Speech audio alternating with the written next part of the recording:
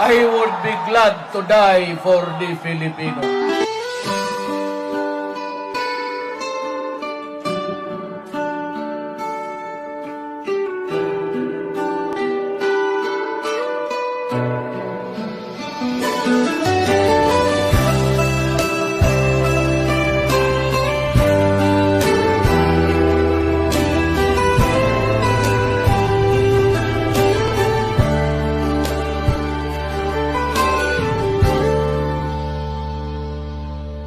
Maraming salamat, Tatay Digong Rodrigo Duterte.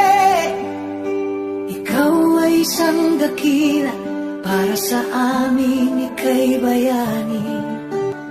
Sa walang katapusan na pagmamahal sa ating bayan, ikaw ay aming makabagong hero. Sapagkat ipinagtatanggol mo ang mamamayang Pilipino. Pagpapahirap nila sa'yo, nakita halos ng buong mundo.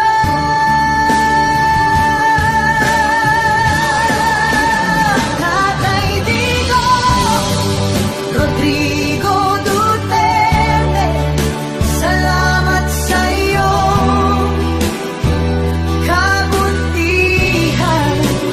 Pilit ka mang inilayo sa bayan na iyong sinilangan. Ang laban na naiwan mo ay laban na ngayon ng totoo.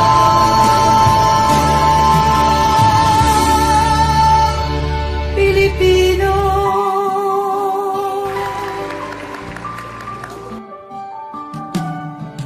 Sinubukan mong linisin ang ating bansang Pilipinas. Napahina mo ang droga at talamak na korupsyon sa bansa. Sinigil mo ang mga oligarko, tinanggal mga kurap na politiko, gumawa ng mga infrastructure, pinaayos ang agrikulture, tinaas ang sweldo ng kapulisan,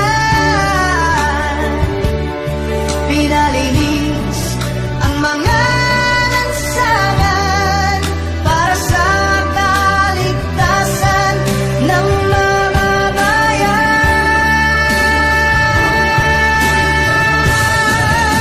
Maraming salamat, Tatay Digong Rodrigo Duterte.